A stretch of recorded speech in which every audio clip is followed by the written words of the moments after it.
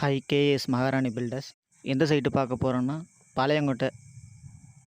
Customer interlock cement பிருக்கு கேட்டிருக்காங்க. நம்ம எந்த வேலை ஆரம்பித்தாலும் பூஜை போடாமல் ஆரம்பிக்கிறதில்ல.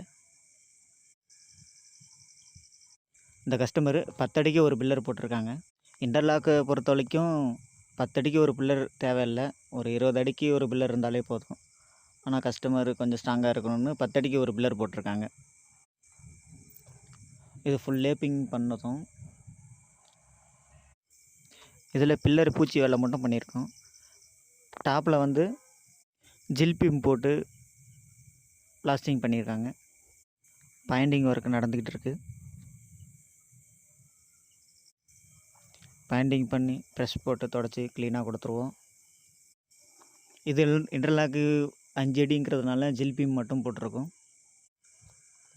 சைடில் ஃபினிஷிங் மட்டும் பாயிண்டிங் ஒர்க் கம்ப்ளீட் ஆகிடுச்சு. இது சிமெண்ட் இன்டர்லாக்கு பொறுத்த வரைக்கும் உள்ளே கிரவுட்டு ஊற்றுவோம். மட் பிரிக்கில் கிரவுட்டு கிடையாது. ஃபுல்லாக பாயிண்ட் ஒர்க் முடிஞ்சதும் ப்ரெஷ் போட்டு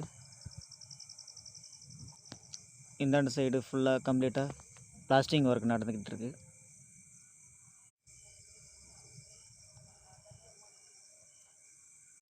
கிட்டத்தட்ட ஒரு 2500 கல்லுக்கிட்ட முடிந்திருக்கு.